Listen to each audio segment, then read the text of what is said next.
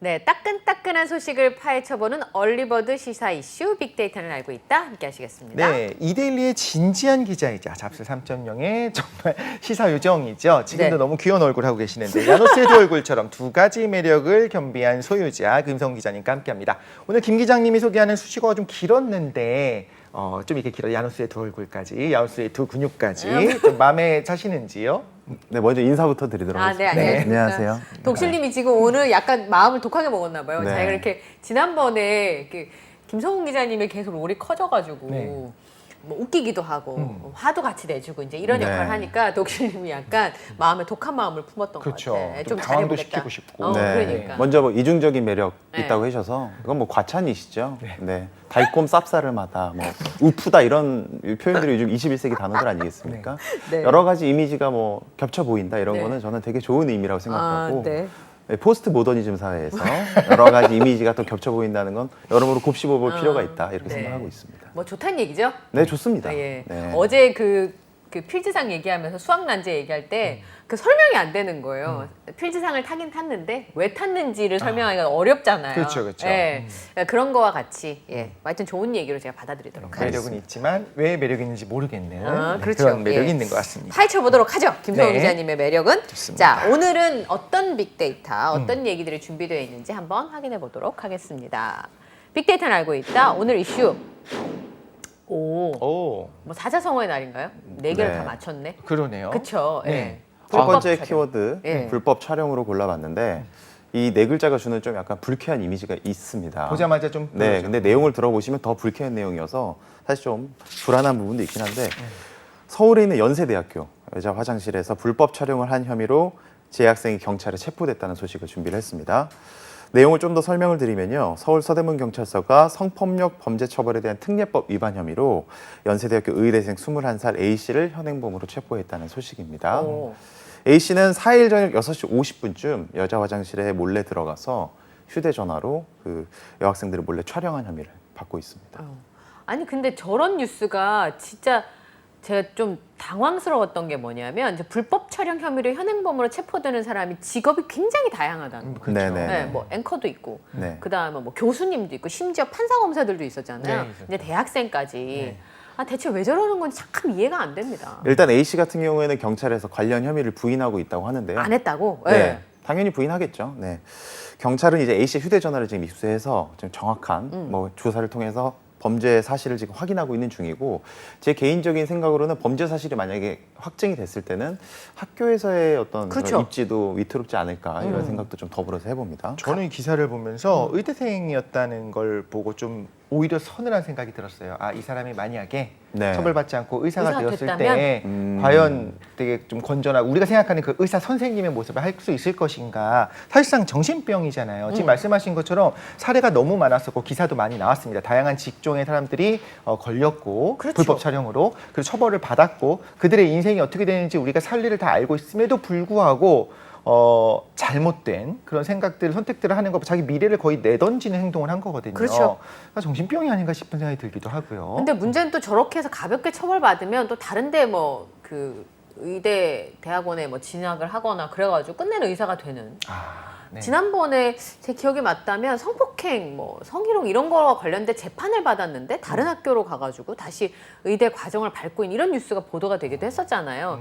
독실님이 얘기하는 것처럼 불법 촬영 혐의로 체포가 돼서 의사가 되는 길에 제동이 걸린다면 차라리 좀 네. 다행인 뉴스가 아닐까 네. 싶은 생각이 들기도 해요. 실제로 2014년부터 2019년 기준으로 5년 동안 발생한 불법 촬영 범죄가 경찰에 접수된 것만 3만 1,000건이 넘는다고 합니다. 접수된 것만요? 네, 접수된 것만 1년에 6천 건이 넘는 거죠. 네.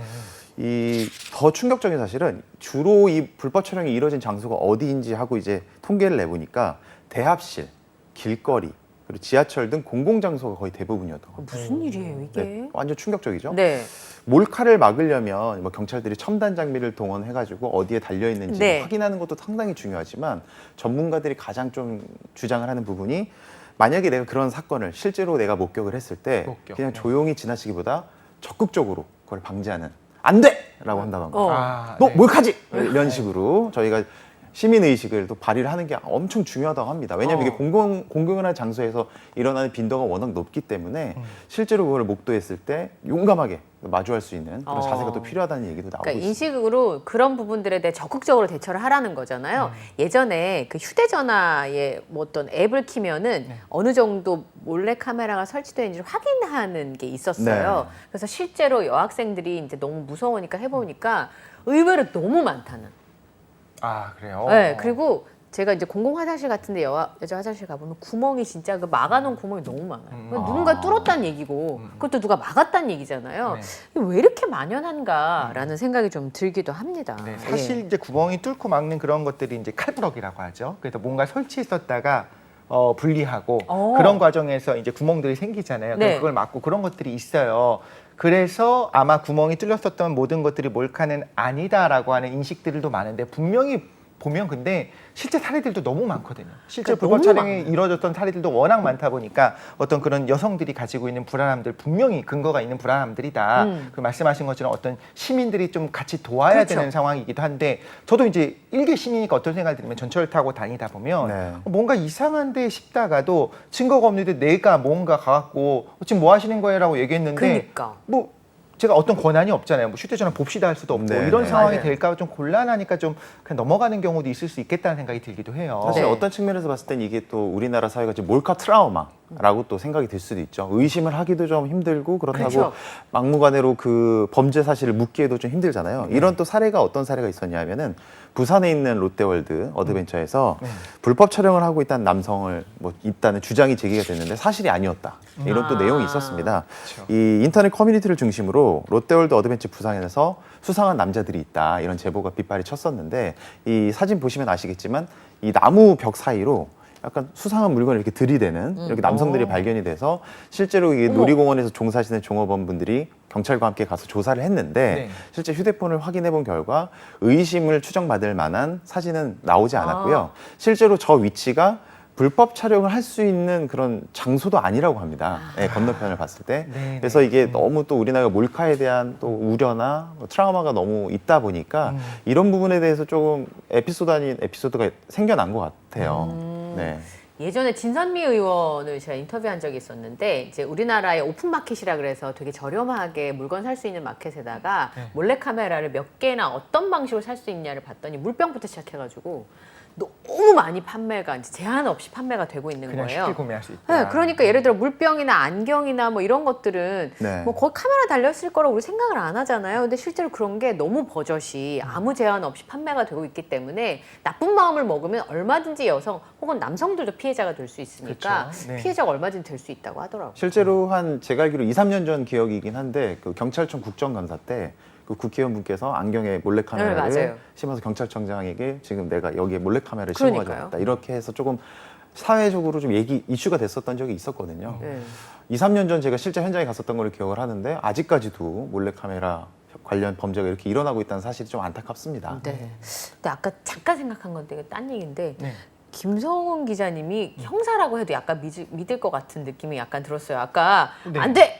하면 김성훈 기자님이 이거 하지 마! 이렇게 얘기하면 네. 말을 들을 것 같다는 생각이. 실제로 제가 그 사회부 사건팀에 있을 때 네. 뭐 시위나 집회 예. 현장에 갔을 때 저를 경찰로 오해하시고 예, 그렇게 대하셨던 경우도 있죠. 네, 적지 쉐입이 약간 않습니다. 형사님 예, 쉐입이에요. 예. 네. 그리고 그냥 이게 감정 없는 것 같은 그런 눈동자와 함께 네. 그 뭐 제가 웃고 다니진 않으니까요. 네. 자세가 너무 바르셔요. 이렇게 아, 바르시니까 또 예. 뭔가 그 경찰 제복 입은 느낌이 나기도 하는데 한번 카메라 보면서 이런 불법 촬영하는 사람들에게 안 돼 한번 외쳐주시죠. 그 요즘에 되게 유명한 구호 있지 않습니까? 네. 멈춰! 아, 네. 하는 멈춰! 네. 그걸로 네. 네. 한번 알겠습니다. 마무리를 한번 지어보도록 하겠습니다. 네. 자, 이제 이게 여기서부터 뭐 이렇게 막 자꾸 옆으로 세면 안 되는데 하여튼 네. 다시 사자성어 두 번째로 가겠습니다. 네. 두 번째 키워드는 뭔가요? 연봉 1억 준비를 저 해봤습니다. 주시는 거예요? 연봉 네. 1억? 묻 직장인들에게 되게 좀 설레는 숫자죠. 꿈의 연봉 숫자잖아요. 1억이라는 것은. 네. 호주 얘긴데요. 호주에 있는 청소업체가 구인난이 심해지니까 연봉을 1억 원 가까이 올려주겠다고 해도 구인난이 해결되지 않고 있다는 소식을 준비를 해봤습니다. 오. 네. 이 외신들 보도를 한번 종합을 해보면 호주 시드니의 청소업체인 앱솔루트 도메스틱이라는 회사가 네. 직원을 구하기 위해 연봉을 1억 원 가까이 제시했다는 이런 내용인데요. 네. 이 회사 관계자들은 아무도 청소일을 지금 하려고 하지 않는다. 그래서 급여를 올려야만 했다고 얘기를 했고 예. 시급을 35호주 달러 약 31,000원에서 45호주 달러로 약 4만 원으로 인상을 했다고 합니다. 하루 8시간 일한다고 기준을 하고요. 주 네. 5일 일한다고 하면은 연봉이 약 8,300만 원 정도가 되는 건데요. 네. 숙련도에 따라서 연봉을 더 올려줄 수 있다는 얘기도 있다고 합니다. 그래서 어. 최대 60호주 달러까지도 보장을 한다고 하는데 이렇게 되면은 풀타임으로 아까 말씀드린 기준으로 근무를 하면 약 1억 1천만 원의 연봉을 수령할 수 있다고 합니다. 그럼에도 불구하고 사람 구하기가 어렵다는 거예요? 네. 이렇게 임금 인상이 파격적으로 이루어지면은 또 잡 마켓이 어느 정도 활성화될 수 있다고 생각을 하는데 여전히 청소부를 구하는데 어려움을 겪고 있다고 합니다. 그래서 이거 어떻게 해야 되나 지금 많이 얘기도 나오고 있는 상황이고 더 올려야 되는 것 아니냐라는 얘기까지도 나오고 있는데 여러 가지 이유가 있습니다만 코로나19로 일자리가 확 줄었다가 갑자기 코로나 리오프닝이나 경기 재개가 이루어지면서 이 업체에서 사람을 구해야 되는데 갑자기 그 떠나간 사람들을 단시간에 채워 넣으려고 하니까 여러 가지로 어려움을 겪고 있는 거죠. 그러니까 호주가 인구가 많지 않아서 외국인 노동자들이 많이 들어가서 일을 하잖아요. 그렇죠. 근데 아마 코로나 때문에 봉쇄를 호주는 꽤 오래 했었기 때문에 뉴질랜드하고 이제 그래서 우리나라처럼 그 인력 시장을 채워주던 사람들이 많이 빠져나갔다가 네, 다시 네, 못 네. 들어오니까 이제 아직까지는. 그런 부분들이 좀 발생하지 그래서 않나. 이제 업체 측에서 내놓는 보관 중에 하나가 외국인 노동자들을 채용할 수 있는 어떤 좀 문호를 좀 열어달라든가 아니면 네. 좀 더 학생들을 좀 더 나이가 어린 학생들을 조금 조기에 잡 마켓으로 끌어들이는 방안도 좀 얘기가 나오고 있는데요. 아직 구체적으로 뭐 정해진 건 없는 상황이고 사실은 이게 호주만의 문제는 또 아니라고 아, 합니다. 그래요? 네. 네. 유럽 전역에서도 이런 문제가 나오고 있다고 하는데 유럽에서 되게 손꼽히는 호텔 체인들이 구인난을 너무 힘들게 겪고 있다 보니까 호텔에서요? 경력이 없는 어. 무경력자를 지금 채용하기 시작했다. 아. 이런 내용도 지금 있다고 합니다. 예. 이 이력서도 사실은 제대로 보지 않고 24시간 안에 채용을 하는 유럽 유명 호텔들이 있다고 하고 호텔 그룹 프랑스 아코르 관계자는 업무 무경력자 시범 채용을 지금 실시를 했다 이렇게 인터뷰를 했었고요. 이번 주말에도 이력서 없는 무경력 구직자들을 채용할 예정에 있다 이렇게 얘기를 했습니다. 네. 요식업계도 또 관련해서 또 비슷한 상황인데 스페인은 지금 요식업계에 필요한 현재 인력이 한 20만 명 정도가 필요하다고 해요. 네. 관광객들이 계속 늘어나고 있고 식당에서 또 이 소비자들을 만나야 될 텐데 20만 명 정도의 인력이 펑크난 상황이니까 임금을 전년 대비 60% 가까이 올려주겠다. 이렇게 파격적인 제안을 해도 이 수요를 좀 감당하기가 쉽지 않다고 합니다. 가야 되나? 돈이 있어도 이게 또 시간이 지나면 한 1년 정도 지나면 정상화가 될 거잖아요. 네. 네. 바로 지금이 좋은 기회가 아닌가 싶은 나 생각이 경력 없이 들기도 가서 하고. 가야 되나? 뭐 이런 생각을 제가 갑자기. 그래서 오늘 출근할 때 하게 됐었어요. 제가 캐리어를 일단 갖고 왔거든요. 그래가지고. 혹시 모르니까. 네, 네. 네. 근데 또 비행기 값이 수백만 원이다 보니까 아, 1차 관문에서 막히더라고요. 그래가지고 한국에 여러 가지 계시는 또 고민이 걸로. 있습니다. 네. 근데 우리- 돈을 많이 주더라도 네. 사실 이 일하는 것들이 어떤 건지 구체적인 내용을 몰라서 좀 걱정이 될 수도 있잖아요. 그런데 정말 부인난이 심각하구나라는 생각이 드는 문구들이 네. 전화하지 마세요. 무조건 합니다. 네, 네. 문의 안 하셔도 돼요. 무조건 채용할게요. 그리고 24시간 안에 이력서 없어도 채용할게요. 이런 이야기까지 나온다는 거는 어떻게 보면 뭔가 특수한 직종, 무슨 뭐 방사능 처리장 청소 이런 게 아니잖아요. 네. 그런데도 불구하고 정말 지금 수요가 많은데 공급이 달리는 상황이구나 이런 생각이 들기도 하네요. 그러니까 유럽의 업체들은 굉장히 까다롭잖아요. 그러니까요. 네네네. 근데 그런 게 없이 지금 말한 것처럼 저런 거를 시행을 한다고 하니까 굉장히 많이 바뀌고 있지 않나 이런 생각이 들기도 합니다. 네. 마지막 키워드는 세종특공. 네. 뭐 저기 학원 얘기예요? 특공이면 특별 공부 뭐 이런 거잖아요. 아파트 청약과 관련된 이야기인데요. 그래요? 네, 죄송해요. 특별공급 이야기입니다. 특별공급? 이게 여름 방학이어가지고 제가 특강 이런 데 너무 몰입했나 봐요. 네, 아파트 청약을 좀 갈망하시는 여러분들에게 어떻게 보면 조금 안 좋은 소식일 수도 있는데 화나는 소식일 것 같아요. 정부가 세종시로 이전하는 기관이나 업계 종사자들을 대상으로 벌였던 세종시 특별공급을 악용한 사례가 다수 적발됐다는 소식입니다. 아니, 네. 저 까다롭지 않아요? 네, 맞습니다. 이 어느 정도 되게 기준도 되게 딱 정확하고 사실은 세종시로 이전하는 공무원들이나 기관 관계자들을 위해서 어떻게 보면 혜택을 부여한 건데 그렇죠. 서울에 있지 말고 내려가라는 거잖아요. 네, 이 혜택을 악용한 사례인 거죠. 네. 감사원이 국회 요구로 세종시 특별공급 주택 2만 6천여 가구를 대상으로 전수조사를 벌였는데 특별공급 대상이 아닌데도 불구하고 당첨이 되거나 주택 재당첨 기간이 제한 기간임에도 불구하고 특별공급에 당첨된 사례가 116명이나 됐다고 합니다. 네, 이 가운데 3분의 2 수준인 76명은 실제로 분양 계약까지 네. 진행이 된 상태라고 하고요. 감사 보고서를 좀 찾아보면 세종 이전기관 특별공급 아파트 입주자 모집을 공고한 날에 네. 대상 기관에 소속되지 않았는데도 특별 공급을 받은 사례가 24건이나 있었다고 합니다. 아니 그게 어떻게 가능하죠? 그렇죠. 그걸 처음부터 걸러줬어야 되는 게 아닌가요? 근데 이게 얼마나 좀 느슨하게 좀 운영되고 있느냐 이런 걸 어떻게 보면 좀 방증하고 있다고 볼 수 있는데 네.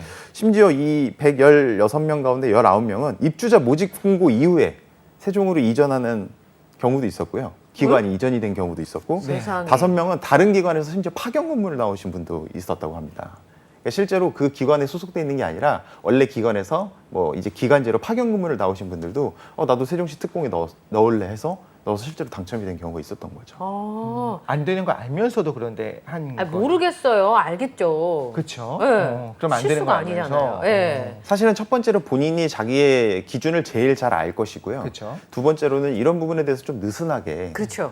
걸러내지 못한 정부나 지자체 뭐 책임도 있을 텐데 지금 행정안전부에 파견돼 있는 경찰 예를 들어서 행안부에 파견돼 있는 경찰관 두 분도 경찰청이 지금 세종시에 없거든요. 네. 경찰청은 서울 서대문에 있는데 자격 요건이 맞지 않는데도 넣어서 두 분이 당첨이 되신 사례가 또 있습니다. 그러니까 원래 거기로 이전하는 기관에 속해 있어야 되는데 네네네. 파견 근무면 잠깐 갔다가 다시 원상복귀 하는 거잖아요. 맞습니다. 예를 들어서 세종시에 내가 근무하는 공무원인데 여러 가지 자격 요건을 맞출 경우에는 일종의 좀 수혜일 수 있는 특별 공급에 지원을 할 수가 있는 건데 지금 이런 사례들이 속속 소출하다 보니까 이 청약을 갈망하는 일반 청약자분들 입장에서는 얼마나 좀 속 터지는 그렇죠. 일이겠습니까? 세종시 아파트가 엄청 많이 올랐잖아요. 그러니까요. 그래서 네. 인사청문회 할 때 서울에 집이 있으면서도 저거를 받아가지고 또 차익을 누리고 이런 게 이제 인사청문회도 엄청 많이 나와서 문제가 됐었는데 사실은 이제 분양할 때 청약하면 뭐 그 나이 제한 뭐 점수까지 다 맞춰가지고 해갖고도 안 되면은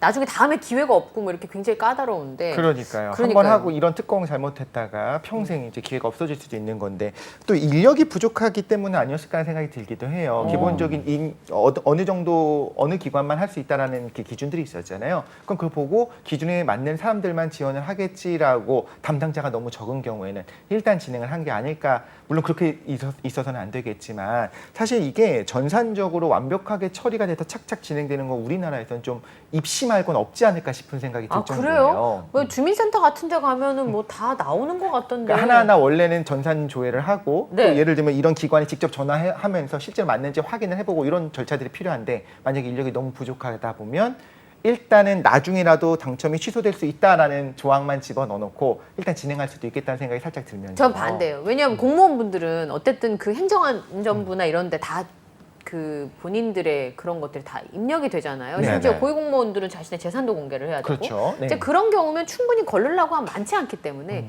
이게 뭐 몇만 가구를 하는데 전국적으로 있는 게 아니라 세종시에만 특별 공급으로 많지 않잖아요. 맞습니다. 작년에 LH 그 맞아요. 정보 네. 가지고 거기에 나무 꽂아가지고 돈 번 네. 사람들 때문에 얼마나 사람들이 열을 받았는데 그럼요. 네. 저는 이건 이렇게 하면 안 된다고 생각합니다. 그럼요. 네. 저는 개인적으로 어떤 생각을 가지고 있냐면은 이게 좀 어느 정도 조금 구조적으로 살펴볼 필요가 있는 게 불특정 다수를 대상으로 하는 아파트 청약에서는 네. 당첨이 되고 난 다음에 전수조사 스타일로 부적격자를 쭉 가려내잖아요. 필터링을 해내잖아요. 네. 근데 이번 상황에서는 조금 다르지 않았을까 싶어요. 왜냐하면 모집단 자체가 네. 어느 정도 좀 제한적인 모집단이었고 실제로 경쟁률도 높지 않았을 거거든요. 그들을 대상으로 전수조사가 약간 느슨한 측면이 없지 않았나라는 합리적인 의심을 할 수가 있고요. 그쵸. 네. 두 번째로는 앞서 말씀드렸던 LH 사태를 통해서 약간 우리 국민들이 그런 거에 대해서 조금 부정적인 여론을 아직까지 견지하고 있는 게 사실이잖아요. 네. 이런 일이 또 터졌다는 것 자체가 사실은 어느 정도 좀 아직까지 그게 씻은 듯이 개선되지 않지 않았느냐. 맞아요. 그러니까요. 라는 생각을 또 해볼 필요가 있습니다. 국토교통부에서는 실제로 이들을 대상으로 부적격 당첨자 계약 취소는 물론이고요. 네. 주택 환수나 형사고발까지도 지금 고려를 하고 있다. 이렇게 강경한 조치를 취하겠다 얘기가 나오고 있어서 한번 좀 개선이 또 이루어질 수 그러니까요. 있을지 인식이 지켜봐야 될 것 같습니다. 바뀌어야겠죠. 네. 이 경우에도 감사원이 감사하지 않았거나 그냥 넘어갔을 수도 있었다는 거잖아요. 그럼 네네. 넘어가는 거잖아요. 그쵸, 그쵸. 네. 어. 그리고 이제 손바뀜이 벌어지고 누구한테 팔아버렸고 이러면 이제 그때는 다시 회수할 수도 없고 그쵸. 그 문제가 뭐 어떻게 해결할 방법이 없으니까 좀 룰, 그 우리 규칙은 좀 지키면서 달리게 하죠. 네. 예. 맞습니다. 예. 좋습니다. 자, 오늘 네 개, 세 개의 사자성어 쭉 살펴봤습니다. 아, 너무 흥분했나 봐요. 여기서 정리를 해야 될 것 같습니다. 빅데이터는 알고 있다. 지금까지 이데일리 김성훈 기자와 함께했습니다. 고맙습니다. 고맙습니다. 감사합니다. 네.